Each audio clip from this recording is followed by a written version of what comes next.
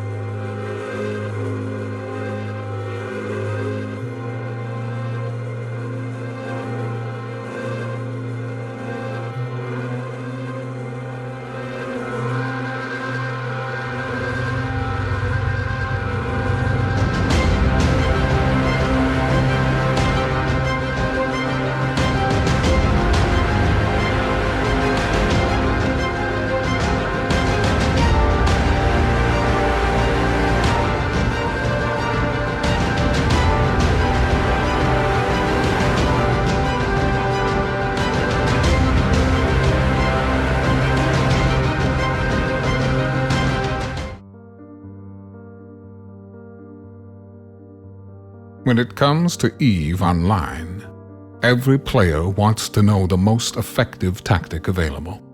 You want to know the meta. The meta controls everything. It determines what will and will not happen. Knowing the meta will alter your views, make you question your reality. It might even make you laugh. And now, you're part of it. You're watching The Meta Show.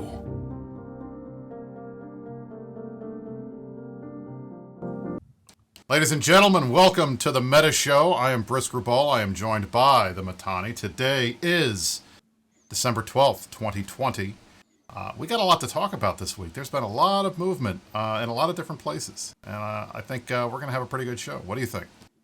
It's been an interesting day. I'm not going to lie. There have been, some Saturdays we have Space War, and actually there's lots of interesting broadcasts happening right now. So something might be happening as we speak, but certainly there have been a number of important meetings from important space personages and various coalitions today, which has made things interesting.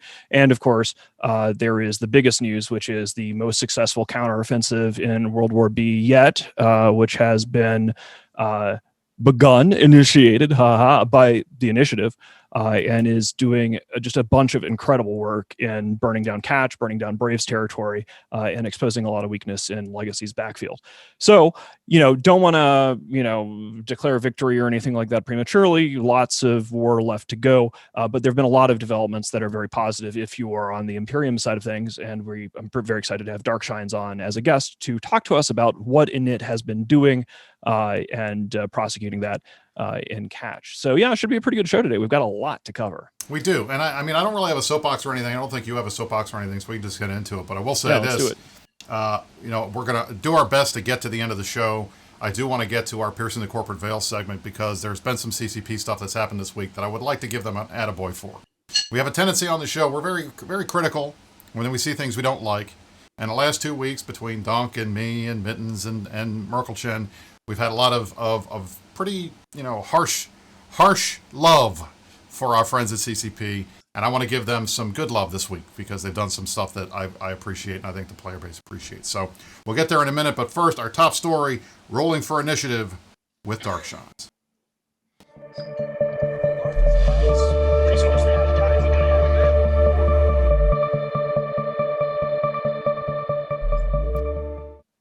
And here we have the man, the myth, the legend, my favorite Cap FC.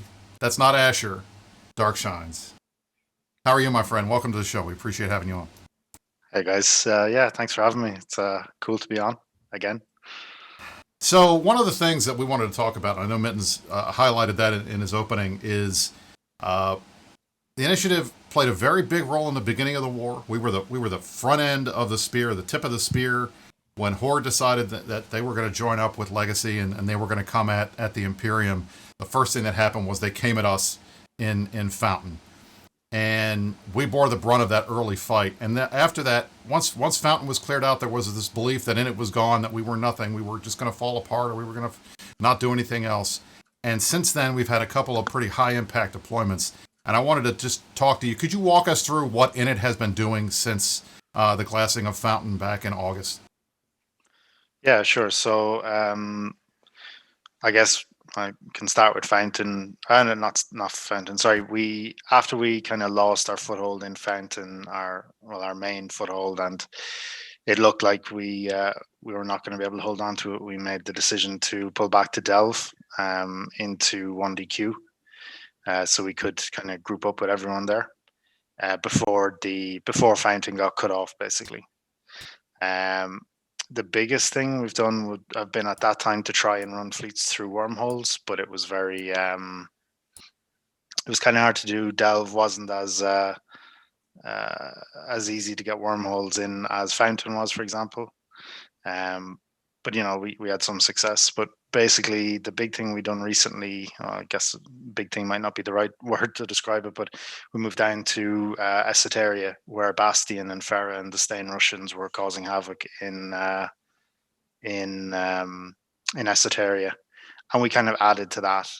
We got a bit unlucky because Test had changed, I think, their solve timers, which were Euro. They had changed it back to US time zone, I think, as a response to Delve being changed to Euro time zone. So as we landed there, the solve timers flipped, which was a bit unlucky for us. We did manage to get a few kills. Bastion had already made massive headway in terms of the iHubs and stuff. We did manage to take out a few jump bridges and basically cause Test to have to redeploy fleets back towards Esoteria, or at least jump clone back a lot more. Now, as that was happening, unfortunately, we had decided to move some of our non-essential assets back into to Fountain, and we got a little bit interrupted by a corp leaving or being kicked from Goons, which took with it the Fortizar we had some stuff staged in. So we ended up having to spend a week away from staying in Esoteria to make sure we got our assets out, which we did. And that, I guess that was kind of the end of Esoteria, because by that time Mangoes had moved into ESO properly. They were rising the ADMs. It was now all outside of our time zone. And at that point, Shine's Test had already announced that they were leaving Esoteria anyway, right? Yeah. They said they weren't gonna, they were giving up Esoteria. I'm assuming Mangoes were going to be moving in there to live in it. So it was a weird 2 weeks. I'll put it that way. So at that point, the Esoteria thing was essentially done, and there wasn't much left for us to do because obviously Test had changed their timers, which would have made it harder for us to impact those timers in U.S. time zone. But we didn't really have to because they were packing up all their stuff to leave anyway, so what's the point of attacking a system where they're leaving? So at that point, you guys made a pretty big decision for us to redeploy. Can you walk through that decision-making chain and then tell folks where we are and what we're doing now? Yeah.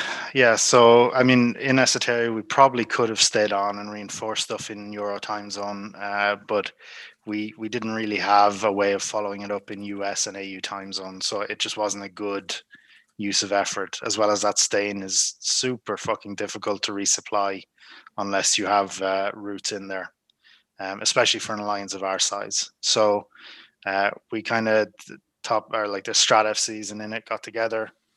We had a conversation about whether we wanted to redeploy after the Fountain assets were safe, redeploy back down to Stain. And we said, yes, we will, but this time we're doing it with a full capital fleet to kind of steal the idea from NC Dot and Pandemic Horde. When they moved to Fountain, they took a capital fleet. And unfortunately, what that meant was we weren't able to counter the amount of caps that they brought with them in Fountain, which inevitably led to the downfall of Fountain. We were going to try to do the same in Esoteria and Stain. We would bring down, everyone would bring a capital, and the test armor superfleet would not have been able to contest with us in EU time zone, kind of like what happened in Fountain. But then there was a few things happened. I'm trying to remember exactly what happened, what intel we got. I don't remember exactly what it was, but Pando suggested that instead of going back to Stain, we actually shoot Brave in Catch, because everything was now timed to EU time zone in Catch. So we had a quick look, went through everything, and we all basically agreed that Catch was going to be the better target than Esoteria because of the timer layout and just the overall ease of logistics in terms of resupplying Curse rather than somewhere like Stain. It's a lot easier to get stuff into Curse, basically. Now, can you talk? I mean, for those in the audience who are Imperium fans but may not be in the Imperium or may not be in the Initiative, can you talk a little bit about Curse? I mean, Curse is a kind of our ancestral homeland, right? Talk a little bit about that and tell folks why going to Curse was a good thing for us. Yeah, like Curse is the ancestral home of Initiative. It's kind of like the Syndicate of the South. It whenever you need a break, whenever you need to shoot somebody, whenever you need kind of fun times again, Curse is really the place to go to. And it was probably an especially good choice for us because a lot of our older members have that history with Curse. And I know of a lot of new members as well who are going to have to make their own history in Curse. But in Curse Initiative, a lot of the older members like really love that area. So it was kind of a really good choice overall, I think. And then on top of that, from Curse, you can basically attack in every direction. So you just kind of look, any direction you want to, and you can attack a hostile, which is great. Like Immensity, Curse, Catch, Tenerifus, Impasse, like all those regions basically are open to being hit from Curse. So it's just a really good staging system. Staging region even. So now that, first of all, thank you to Sideth for the level 5 hype train for all the subs in the chat. We appreciate that very much. Moving to Curse, I like it. I always like going back to Curse because I remember when I first moved to Init, we were in Syndicate, but at the same time, we also had stuff in Curse. Everybody was like, go to G-Tech, go, put your stuff in there, it'll be fine. And I remember the nights when Panda would be complaining about moving stuff around in Curse and how much stuff that DEF CON and the guys had staged there, that it was just a giant pain in the butt. So a lot of guys were coming back to, oh, hey, look at all this stuff I haven't looked at in years because I haven't been back here. But immediately on us getting back into Curse, we started putting the screws to Catch. And from at least from the fleets that I've been on, we have killed most of, or at least dismantled a significant portion of the legacy jump bridge network through Catch. We've taken iHubs in a number of key systems, including Head GP, which is critical. And we've basically been out there every night, and they have not been able to stop us. Can you talk a little bit about what we've been able to accomplish so far on the deployment? Yeah, absolutely. So I guess we had built this deployment or redeployment, I guess, around a lot of hype. We had spent a full week moving capitals from both 1DQ and Fountain into a staging system, and then we were doing this massive move up to move everything down on a Friday and a Saturday. So there was a lot of people hyped. Our numbers were up, and basically as soon as we hit Curse, we were able to get into our Fortizar, get into doctrine ships which had been seeded and people had brought with them, and go and start attacking Catch straight away. So we refed a ton of iHubs. The Head GP, because I don't want to actually take all the credit for the Head GP iHub, was actually refed by, I believe, Dave's Corp in Goons. AC, is it? ASCII, yeah. ASCII, sorry, yeah. So they had already put that into ref. We managed to finish that off with them. So that was head iHub down. Then we also took the UDISH-Q, the HY, the EX6, all these basically important jump bridge systems that were used to get from Quirius into the GE area of catch. So we took out all of those, including the jump bridges. There was a lot of test infrastructure on the oh shit gate. Oh shit is where we're staged, which is the best named system in Eve, by the way. Yes, it is. Even better than I Ate Dog, which is also in catch. So they had a lot of stuff, or they have a lot of stuff, including a Keepstar on the oh shit gate in U-Q, which is the catch entrance into Curse. So far they've lost, I believe it's a Fortizar and an Asbel, and a Fortizar and oh shit, and Asbel, and a bunch of other shit in U-Q. Pando decided we were going a bit too slowly for him, so he took a massive fleet and went into GE Dash and ref the iHub in there. It's a lot of fun. Our guys are loving it from what I can see. It's just a constant go, more fleets, and everyone's just loving it. It's great. I want to interject here to say a bunch of nice things. I periodically think about sort of plot arcs in this war. Like, sometimes you have character arcs where you see somebody starts out as a player and then they grow over the course of the war or whatever. And I just have to say that the narrative arc of what Initiative has pulled off in this war is just amazing, right? Like, the Fountain, like, you guys bore the brunt of this because the enemy, instead of attacking Delve directly right at the start of things, went after Init, because their whole thing was that they were going to split Initiative away from the Imperium and all this other stuff. And then they went after Fountain, they did all their stuff and whatever. And it was amazing to see just in the last couple of days, as you guys began this deployment, you had people from Legacy who had drunk the Kool-Aid, who had believed, oh, we killed Init, oh, we got rid of Fountain, oh, and Init is gone, oh, whatever. And you guys recovered, and then next thing you know, there's a 200 plus person Init only fleet running around through the hostile backfield, blowing up infrastructure and forcing tomorrow there is going to be another move up from Legacy. And of course, it's going to be just a jump clone deployment. And, my theory is that, Brave and the rest of Legacy are finally discovering that, Test is not exactly a bunch of good leaders that can't really defend or protect their own space, because the Test reaction to this has been, oh, well, you should just move to Delph. Oh, you should just move to Aquarius. Oh, your shit in Esoteria might get blown up. Your shit in Catch might get blown up. Your shit in Brave's core space and Impasse. Suddenly all of that is at risk, and they're sort of discovering that, shockingly, you can't rely on Progod and Vili to handle it. You guys have really just done an amazing amount of work. Like, at the start of the war, the focus was on Init, and it is entirely possible, if you continue to do the just tremendous amount of damage you're doing in the hostile backfield. It's a pivot point. It's a full deployment. It's a rampage. It is really impressive, and it couldn't be coming at a better time, as the enemy seems to be sort of awkwardly shuffling around trying to figure out what they're going to do next.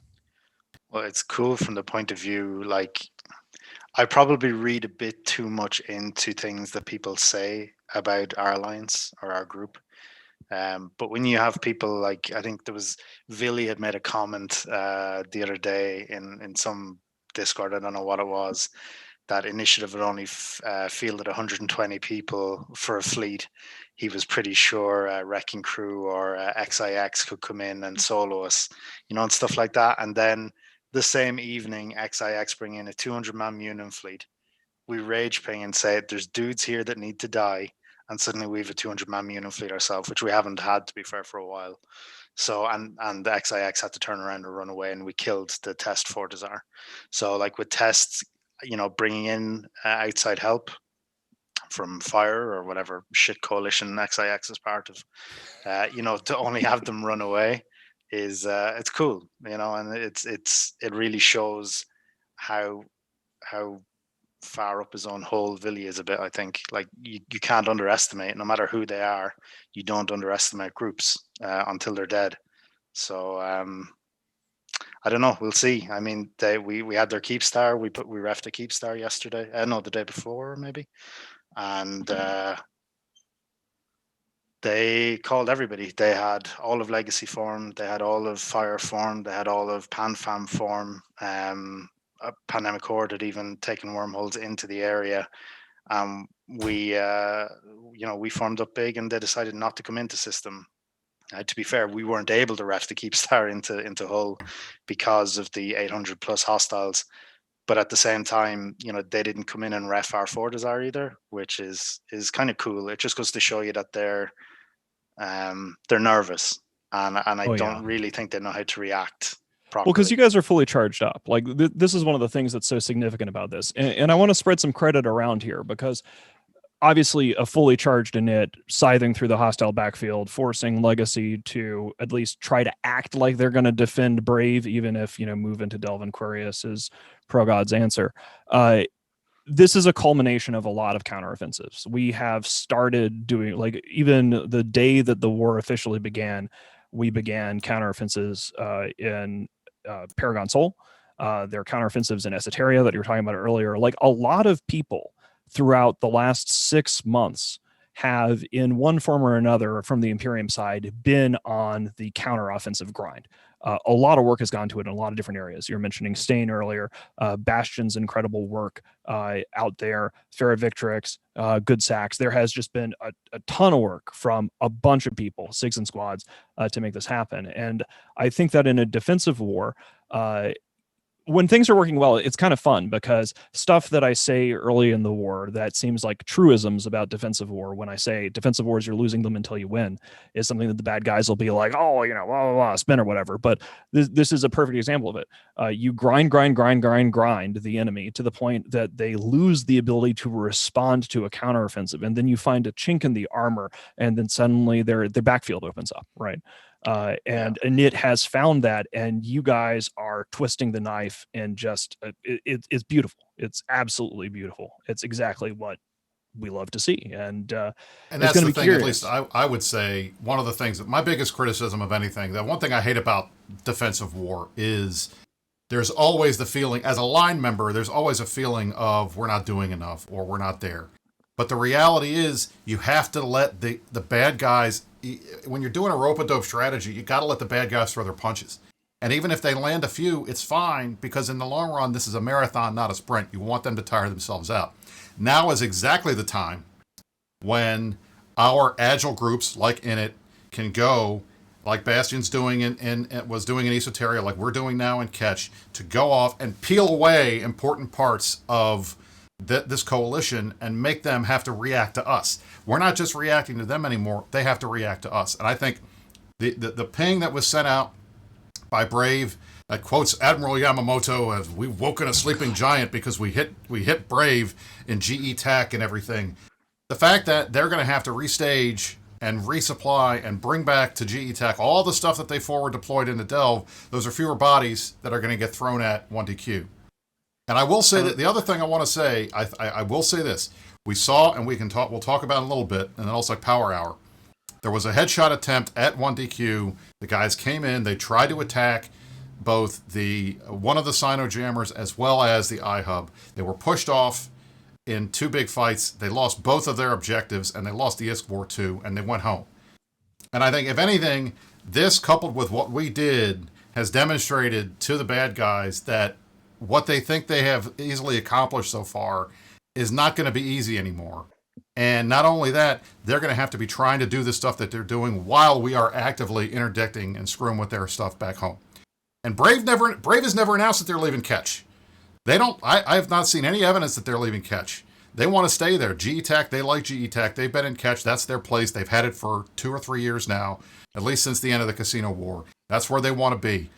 The fact that we are there, that we are hitting them, when typically the most that they were used to were a Saturday night swarm coming through every Saturday night and gate camping VTAC J or VTAC 7 or one of those VTAC something, I can't remember off the top of my head, but the gate into GE TAC, that was the best that they would do. That's the most that they saw out of us. Now we're hitting their infrastructure, we're killing their jump bridges, we're making them form, we're making them jump clone back. Every time they jump clone back and that burns that's a day that they either have to intercept themselves all the way back to Delve, or that they're off the grid. And I'll tell you, having been there myself, there are times when I log in, I get a fleet ping, and I see I got 3 hours left on my jump timer. Maybe I don't. Maybe I just happen to go play something else for a couple hours. You know, every body that is not in fleet, every body that we can keep out fighting, is one less body that's on the front lines in Delve. That's good for us, and that helps to make, that helps to prolong our defense and make it clear that these guys, you've gotten very far. You think it might have been easy, even that it's been 6 months. The war's not close to being over yet, and the biggest nut, you're right next door, but that may be the high watermark of this invasion. We'll see. I think it's interesting that since the start of this war, the biggest line that hostiles have been able to throw to try and divide initiative and the rest of the Imperium is that goons didn't come and help in Fountain, right? Categorically, every time we asked for help, goons came. All right. Now, we ended up losing Fountain anyway. There was other factors in that, but Goonswarm not showing up was not the reason. Test and Brave are in this exact same position now. So it's going to be very interesting to see how Test react to that. Are they going to come when Brave call? Is PGL going to sit on his throne and say, we'll save yourself next week. This week we're busy. It's going to be interesting. Absolutely. I will also say that I love the fact that they are, first of all, I love the fact, one, that they're telling their line members not to watch this show. And two, I love the fact that they are actively scheduling their Status of the Alliance for the day after the meta show. So there's literally 7 days between now and Saturday, so that we can't instantly make fun of them for when they say stupid things like, Esoteria is getting very, very hot, and that's why we can't live in more than one place at the same time, so that's why we're leaving, type stuff. Which, frankly, yeah. Billy refused to admit that he said until I played him the tape. That's the kind of thing that happens. It's a bad look. Like, if you're in a situation where last week you're on the meta show as a guest, and then a week later you are telling your people to not watch the meta show and to not look at Reddit, and basically, if you have to tell your people to stick their heads in the sand, it's a bad look. It's not something that I expected to see today, but the members of Legacy have a pretty clear choice. They can continue following Pro God Legend and Villy and their terrible ideas and their terrible leadership, which has just been a fucking joke the entire time. They can trust these guys in that their backfield is going to be defended and that initiative is totally not on an epic revenge rampage and everything's going to be fine. It's just amazing to me that in response to seeing a 200 plus person initiative only fleet rampaging through their shit, the Legacy leadership reaction has been, don't worry about it, guys. Goons are almost gone. They're totally going to give up. Move into Delve and Quirius and period basis, right? Like, they're basically just asking these people to colonize a garbage disposal, right? Like, they want to, stick your hand in the freaking garbage disposal, guys. It'll be fine. Get in there. Like, it's nuts. Like, why would they do that? And the answer is because they don't have any options, right? They can't defend Brave's backfield. They know they can't defend Brave's backfield.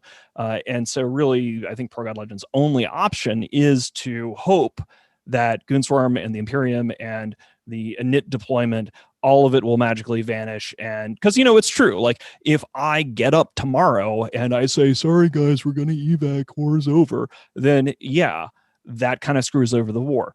But that's not going to happen because we have spies, and we can see what's happening. We know that the enemy is exhausted. We know that they're losing momentum. We know that they're in dire straits, and we know that Legacy can't defend their own members, and that their own members are realizing and waking up to the fact that, it is sad, and it still kind of blows my mind that Brave has hitched themselves so closely to Test, right? Like, the Imperium is it's Goonswarm and friends, and people who are willing to be friends with Goonswarm and like us and like what we do, and we like the whole thing that we're doing here, and we have our tribe, we have our culture, we have our space friends, and we've been doing this for many, many years.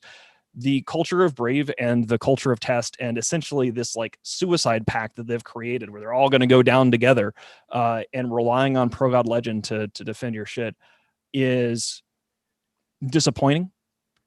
I mean, credit to us though. You know, there's a lot of really good people in Brave, and you know, a lot of the organization in our Black Hand and our Chief of Staff division, a lot of the people who are in Illuminati actually originally started out as being part of the old Brave intelligence agency. So we saw a lot of talent in that core group of people, like Marconius Porkbutt, Liquid, you had Merkelchin, you had a whole bunch of those dudes who used to be at the top level in Brave, and they're awesome, and they're at the top level in Goonswarm now. So it's a weird, Brave. It's sad. I love these guys. Sad. It is sad. I love these guys. We fight them all the time. They're good fights. They're good guys. It sucks that they picked the wrong team, but hopefully, hey, you know what? They can change that. We'll have Dunk on the show anytime. I like Dunk. He's a good guy. He and I see eye to eye on a lot of stuff. He's fun. He's not a shit talker, but that's not his thing. It's never been his shtick, and I appreciate that. It's not for everybody. Some people do it. Some people don't. He doesn't. I'm fine with that.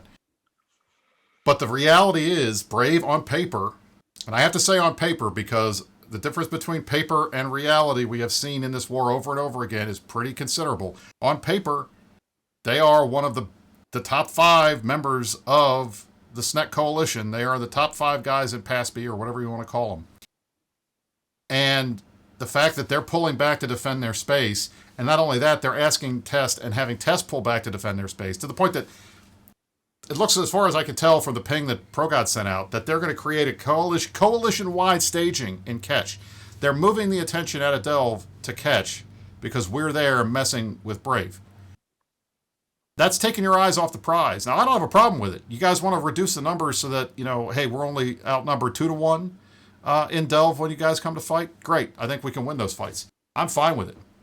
But I'll tell you, it is one of those situations where we are seeing finally now that the bad guys are having to react to the things that we do and putting them on their back foot as opposed to us reacting to them. And I think that's frankly where we want to be at this point in the war, and that is absolutely not where they want to be. But that's where they put themselves.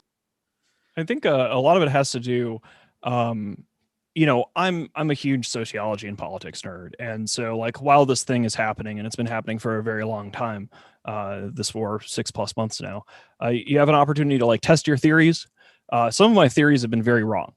So for example, one of my theories about the effectiveness is the effectiveness of an alliance at war involving like in-group culture and stuff like that. And so, for example, Horde is done way better than I expected, right? I did not think that the model that Gobbins had created would be something that could sustain this level of endurance. And Horde, I give all the credit on the PanFam side, I give to Horde. So that has been, it's a model that is completely alien to what I have tried to create with Goonswarm.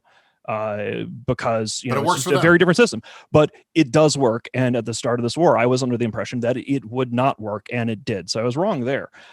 What's been fascinating to see sociologically through this process is I kind of have started thinking about these things in terms of like, if an alliance, if an organization of coalition or tribe, whatever space group of people playing a video game together almost has like hit points, right? Like you can take so much damage before people's will or their material or whatever breaks, and then you're out of the war. And I think one of the interesting situations that we have here is that you can't deny that the Imperium has eaten a lot of shit in terms of having our spaceships blown up, in terms of having various faction fortizars get blown up or whatever. Like you can't say we haven't taken a lot of damage. But conveniently, because we're a bunch of fat ass goons and our friends who put up with our crap, we have tons of hit points, right? Just absolute tons of this. So like, yeah, these guys have been kicking us in the dick for a while, and we're like, oh, wow, this hurts. This definitely hurts. Please stop kicking us in the dick. But at the end of it, one of the reasons why I think this is working out is that the enemy has been at offensive campaign for as long as we have been on defensive campaign. And they are starting to run out of will. They're starting to run out of hit points. They're starting to run out of ISK. Part of that is CCP's fault. Part of that is war related. It's a hot mess, but you know, 1DQ1 could get rolled tomorrow. And I'm telling my guys, you know, look guys, I need you to log on more. We need to do more these next 2 weeks. Like, let's dig the fuck in. Let's do this. Now is the time to double down in terms of commitment to this, precisely because it does look like the enemy's will is wavering. And that enemy's will is wavering is purely on like the legacy side. Like if Test had done a better job of preparing to defend Brave, when Esoteria got attacked, Test had an opportunity to tell Legacy, we're going to do this. We're going to try to do Homeland Defense. We'll do this, that, the other thing. Instead, what they did is they said, Esoteria, you're going to lose stuff. Things are going to get blown up. move to Delve. Well, not everybody in Legacy wants to move to Delve. Not everybody in Legacy wants to move to Quarius. And what you're seeing here now is that the response to other Legacy allies having their shit, including their staging system, get set on fire temporarily or whatever, has been move to Delve, move to Quarius, move to period basis. They don't have a solution for defense. Now, of course, hearing this, maybe they'll turn around and they'll defend it, and I'll be wrong. But it has been fascinating to watch these guys just get worn down and not being able to stand against what you and your crew are doing out there, Darkshines. It's really, really impressive. And I have to say, I'm of two minds of this thing, because the brisk side, the very nice and polite side, and everything wants to say, I can't imagine if you're a line member in one of these groups and you've been living in this space for 2 or 3 years and you like it and it's home. You know, the Keepstar smells like you, and you got your shoes broken in, and the chair is all nice and comfy. Why you're going to up and move yourself out of where you're comfortable to somebody else's space that you're killing? That was really the only reason you went to go kill them anyway, was because you wanted some content. I don't know why you do that. That to me, I hate that stuff. Then the not so nice side, the side that likes to wear a beret and a green shirt and make jokes, would say, well, Test is great at move op anyway, so this is what they like to do. So they can just do more move ops. It's fine. I mean, it's just another move op, right? They're used to packing their stuff up every week and going somewhere else. So, I mean, at the end of the day, I hate moving. I don't like moving. I don't want to move again. Every time we do one of these deployments, it's fun because I know we're getting content. But I honestly, in the back of my mind, I hope every one of these ships dies so I don't have to bring it back. You know, and that's kind of the thing. And I get. I don't know, with these guys, it's just, it's hard to see which side that they're on. And yes, honey, my Keepstar does have a smell. It smells like me. You'd like it. Trust me. Mittens, you can turn your thing off if you want, because I have the green chroma set for you now. Okay, sure. Let me, I will try to adjust Shines, the video. I mean, what's your whole take on this? We've been fighting Brave now for a little while. What's your whole take on the war, at least at this point? Are you happy with how things are going? I think it is much easier to fight an offensive war. So, like, we've seen that at the start when Brave. I mean, we seen it especially up around Cloud Ring and stuff when we did hold Fountain. Brave were a major contributor in taking iHubs and doing all the kind of not low level in an insulting way, but kind of lower level iHub hacks. Like, they were going out in small groups or solo. They were doing all this stuff, and there was a lot of hype around the smaller guys doing something. And I think now they are probably starting to appreciate the difference between an offensive and a defensive war. I don't want to shit on Brave because I do like Brave as an alliance, but they've dropped 3 new iHubs in Catch, for example. We've killed the fleet in Tosasing it and taken all 3 iHubs. So the iHubs that you see belonging to Initiative in Catch, they're all actually Brave iHubs that we've stolen on the Anchor. So it's just I don't I don't think they have a real clue on how to do this. And as well as that, you've got I don't know 100% how many of their FCs left, but they had that one corp move from Brave to Test over the weekend. That's correct, Diva. Yeah, so they they've lost FCs there as well. This is I think this will be Brave's make it or break it point. And a lot of that is going to depend on Legacy itself. Like, I mean, even when we said we were deploying, Vili, actually, to be fair to him, hit it right on the head that we were going to curse. And you could see that they were nervous. That somebody, it didn't have to be Initiative, but that somebody was deploying against them.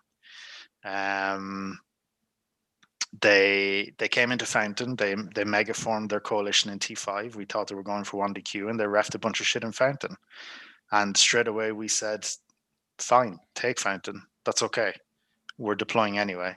And then on the night of our deployment, they'd done the same again. They mega formed, went into Fountain to try and stop us from deploying, and we deployed anyway. And they seen that wasn't going to do anything, so they've left Fountain alone since. I don't really they don't want us down there, and I don't really think they know how to react. So they can either pick catch or they can pick delve, but they can't have both. And one of the things that I said before, and I agree with you 100%, is part of the goal here is to drive and yank some of these guys off the front line so that there are fewer of them out there, which means that Test is going to basically have to try to do this fight on their own. If we can get from 3-1 odds down to 2-1 odds, we tend to do better. And there's a perfect example of that because it literally is happening as we speak. I have a battle report right now from a fight in T5Z. Take a look at this. Oh, wow. I'm looking at this. Goons. Wow. Half the numbers. They have 546 people on the Pass-B side, about 383 on the Goon side. We are way as positive. We've killed almost 20 billionettes. They've killed almost 10. This Mr. is what V happens. On the top of the monitor there. You'll love to see it. There you go. And it's still coming. Still coming. I mean, at the end of the day, we're still getting some stuff coming in here. But, when it comes down to it, we have demonstrated, and Goons do it, and it does it all the time. We love to, and I don't care if it's a birthday bash room or anything. It's a fight. It's a fight. Hey, you know what? You brought twice as many numbers. You should be able to beat us with twice as many numbers. Sorry. The reality is, if you want to whine, like, I'm sorry, if some Pass-B person wants to come in here and whine about us bragging because we won a fight when we're fighting the entire galaxy and you're right next door as your offense is I'm sorry. Am I wearing red? Because I feel a little black shirt here coming on. If you want to, if you want to cry about the fact that we just kicked your asses again when we've been repeatedly outnumbered by the entire galaxy because you can't defend your backfield, your offense is stalling. You have chain of command breaking down on the legacy side because Brave has had to realize the hard way that if they listen to Pro God Legend, their shit will get pushed in. So they had to run home to deal with Initiative rampaging through their backfield because Pro God Legend and Village just wants everybody to go into the puppy wood chipper that is T5ZI and Delve as a whole. I am delighted that there are apparently enough idiots out there that will listen to Pro God and try to move into Delve because from an Imperium perspective, it is actually good for us that if all of the people that are dumb enough to try to seriously move into Delve in the current Warzone environment, like moving into Delve after kicking us out, if they succeeded that's one thing. But talk about a hostile colonization. The landing zone's a little hot, guys, because we're still here and we're still fighting and we're doing pretty well. But because the economy is kind of going to shit, one of the best ways so we're going to win this war and it's going to cost us a lot. It already is costing us a lot, but the best case scenarios for us in terms of winning this war involve making it as exhausting and as costly as possible for the enemy, such that ideally we're the last people standing and anyone who's involved in this for too long pays a terrible economic price that's going to be very difficult for them to recover from because of all the CCP nerfs. So, it is ideal for us in a victory state for these guys to do the premature colonization thing, to try to shove the legacy people into Delve, into Quarius or whatever, because it's a lot easier for us to cut them down when they're trying to do a mining op in some random system because goons are totally defeated, guys. Don't watch the meta show. Don't read Reddit. It's a mess. I mean, it's a huge opportunity for us. If we fuck up, if we falter, if we fail, then it was just good timing on their part with colonizing Delve early. But I just think that when people are concerned about losing their shit, and it's something that we've had to manage a lot of because we have been concerned about losing our shit over the course of the war. You lose defensive wars until you win. You're shedding men, time, material to hold out and then survive and then push the bad guys away. It would be a lot harder to keep things together if my response to our shit getting attacked was don't worry about it, guys, we're going to move to Esoteria. Right? Imagine if my response through all of this war to Init getting hit in Fountain, to us getting hit in Delve, if my response to this war as the leader of the Imperium was don't worry guys, we're gonna get you Esoteria, everything's gonna be all right, it'd be over in a heartbeat. And that's exactly what Pro God Legend and Villy and their genius of leadership and the legacy side. And again, credit to Horde, credit to Brave. If you look on both the PanFam and the legacy side, the real standouts in terms of people putting bodies in fleets and people doing things have been Horde on the PanFam side and Brave on the legacy side. But I mean, goddamn, guys, just don't worry about losing our shit. Move into Delve. Exactly right. I just have this image of Villy screaming from a Keepstar window. It's okay, Delve has value. Yeah. Brave is getting their value from. You're getting value in Delve, guys. It's Are you guys ready for a war update? We got a little. The show's going to go a little long today. Yeah, we got a lot. We got a lot to go over. Things are moving and shaking. But we do have a war update. I need a war update with some proper spin. I've been very reasonable this entire time, and I'd like to get the real deal. Maybe you can help us out with that. Here we go. War update time.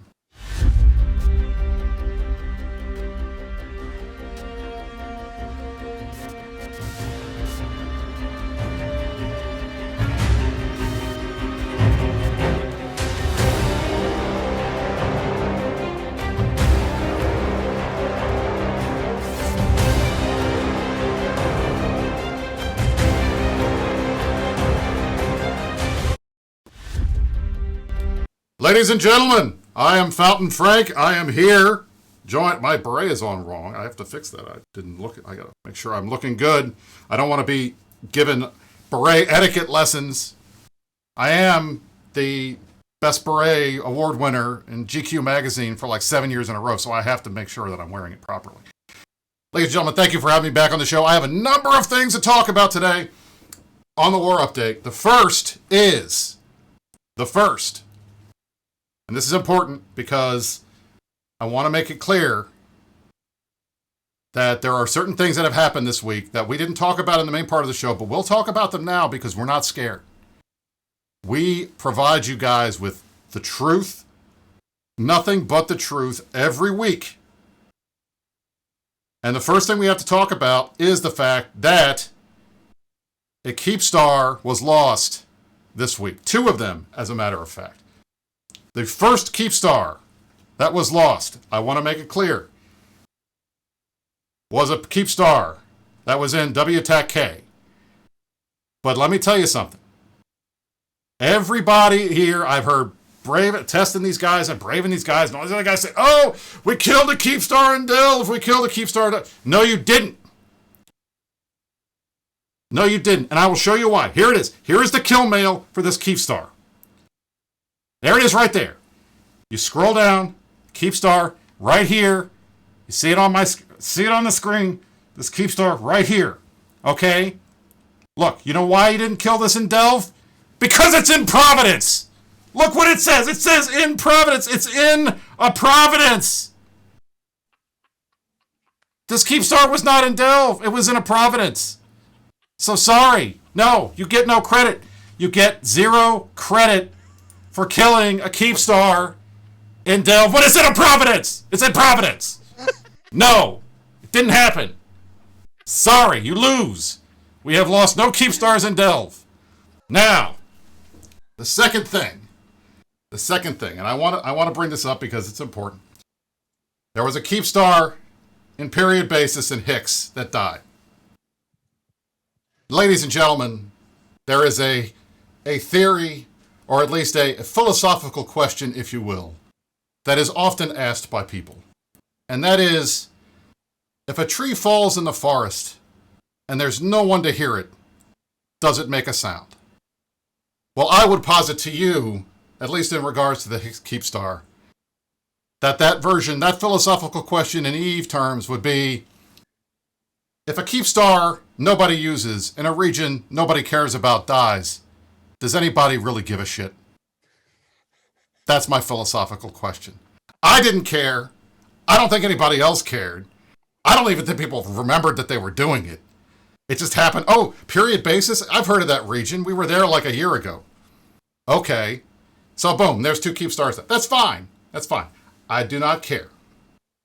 Now, the last thing I want to bring up, and I want to show, George is here. George has a new t-shirt. It was his Christmas present. He has a new shirt. The other one was dirty. I have him. He's here with us today.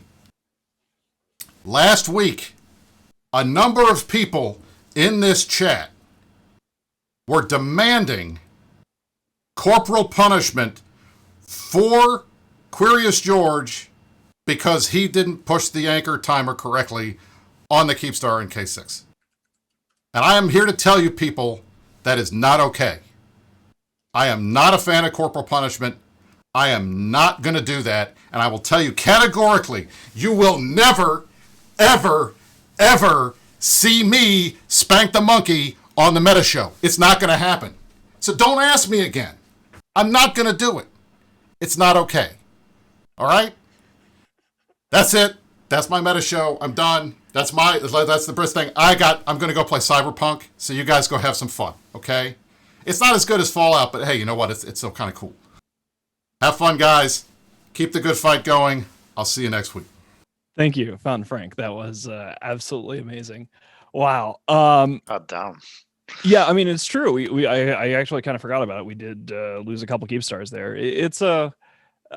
It is an interesting thing. Like, we are not going to deny the fact that like we're losing stuff. It's just that we have more stuff than everybody else and more organizational hit points. So, whatever. This has been a wild week war-wise, just in general. Like a bunch of things have started to I don't want to say cracks are forming, but cracks are pretty obviously forming, right? Like things are beginning to open up in a good way for the Imperium. Like I keep reiterating on the firesides and stuff, is it ain't over till it's over. Keep the faith, keep logging in, keep doing the stuff, even as we're seeing Pro God Legend be Pro God Legend, and these sort of things go down. It is important to keep at it. But actually, in terms of other good news, I have a segue. Which is one of the things that we need to go into, is here on the show a couple weeks ago, you guys might have caught it. We had Merkelchen, the chief of staff of my heart, come here and unleash one of the most epic rants I've ever seen. Merkelchen does not rant as often as I do, but when Merkelchen rants, he is much better at it. Like he is just has a genius with public speaking that I'm in awe of. And he kind of lets CCP have it. He let him have it real good for some very justified reasons, including the whole, hey, why are we doing all this famine patch stuff? And I think it's important on the show that when we criticize CCP, we show that we are reasonable actors. One of my favorite shit posts during this war was that, the Imperium, we are herf blurf in the streets and perfectly reasonable in the spreadsheets. And part of being perfectly reasonable in the spreadsheets is that when CCP does good things after we have criticized them, that we should talk about it and openly acknowledge that they have done good things and reward that behavior, such that they don't feel like we just shit on them randomly and then don't, give them a cookie. So Briss, can you kind of explain to us what's been going on here? I think we're about to pierce the corporate veil. I feel that's sort of where we're going next.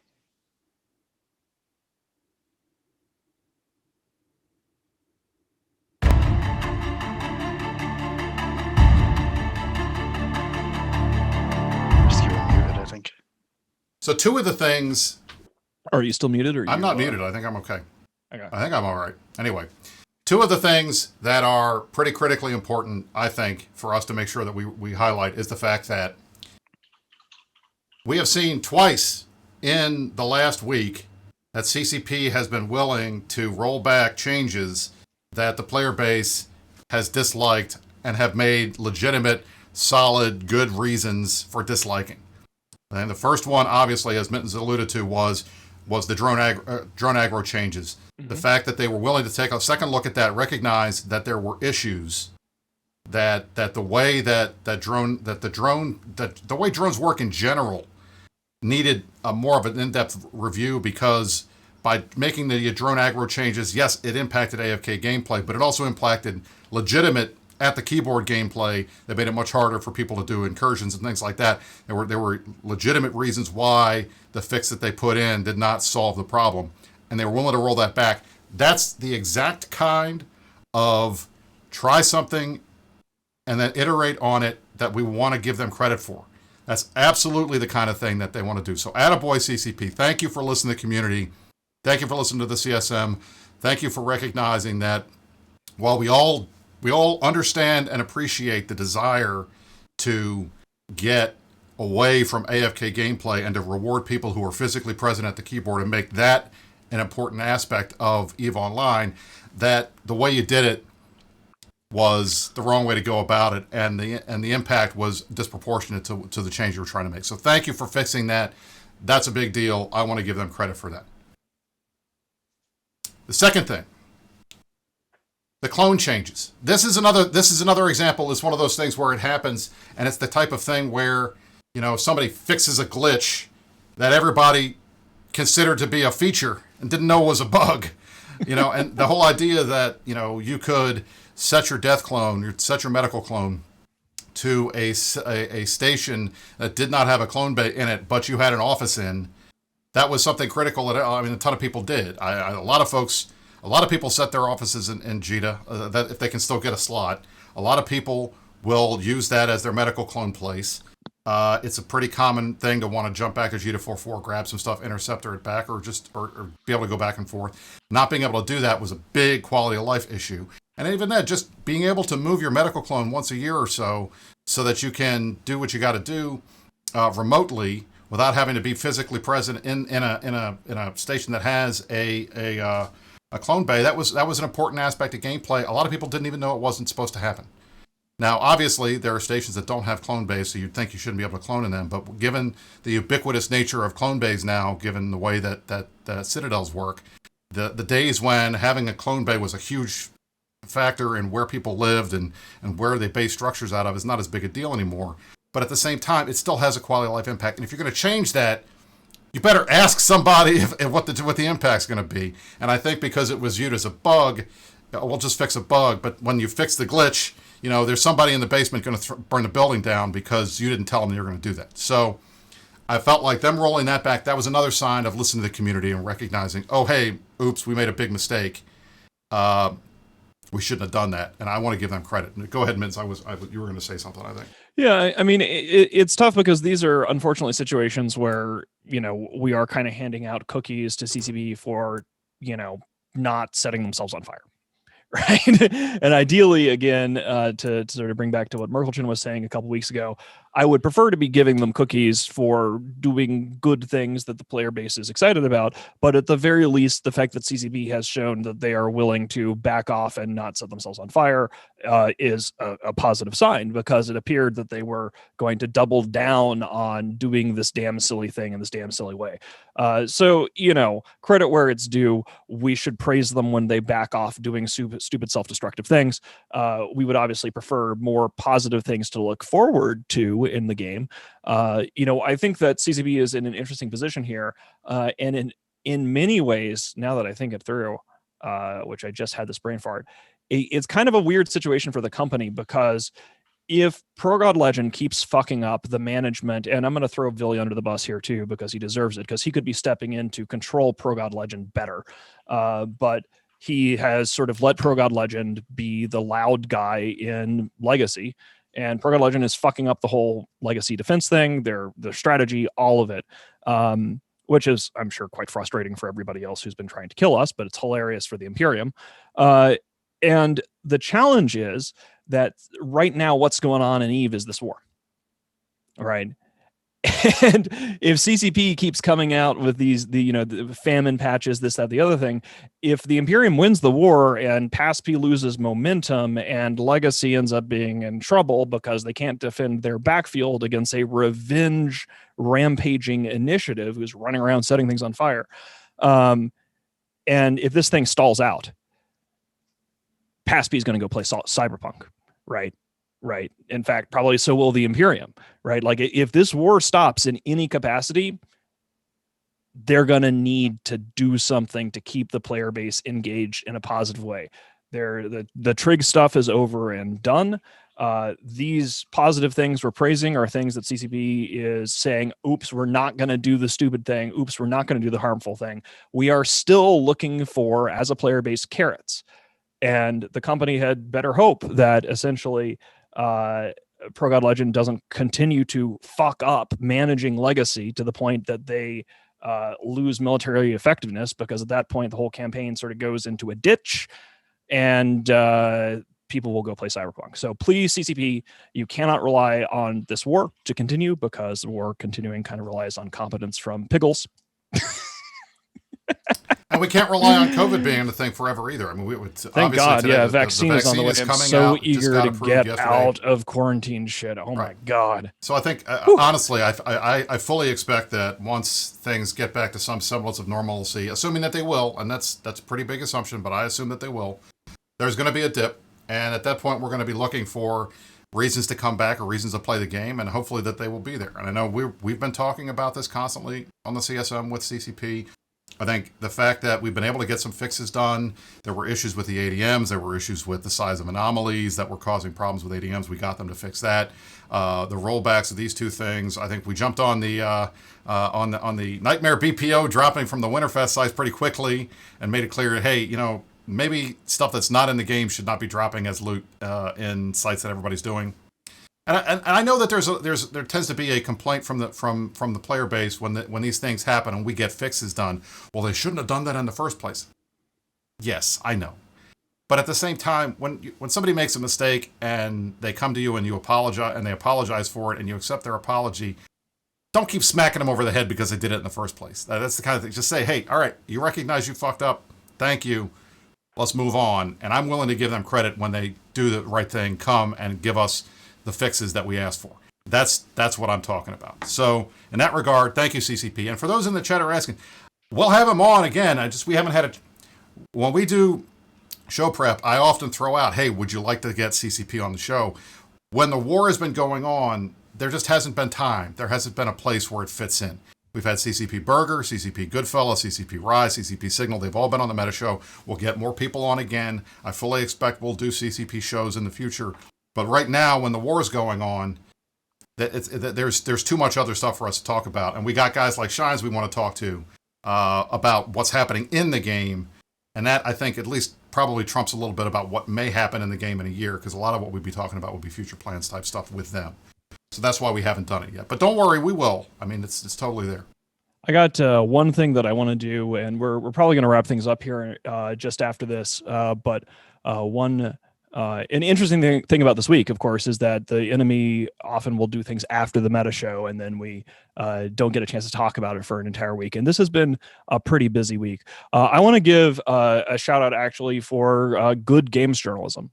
One of the challenges that we have as EVE players, and it's one of the reasons why I started the Matane.com, which is now INN, is it is very difficult to have articles in what we call like the mainstream gaming press, IGN, Kotaku, Polygon, stuff like that, that are written from a perspective that's really knowledgeable of the game.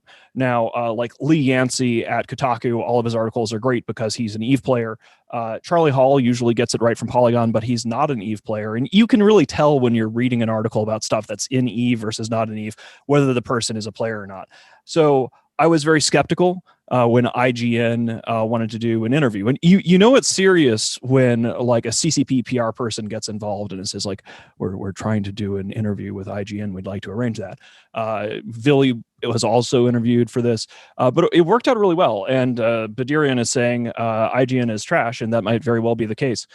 Certainly they have published hit pieces about yours truly, like the gaming's most ruthless tyrant. I love that video. Yeah, and you, yeah. Like we have both been slandered unfairly by the media.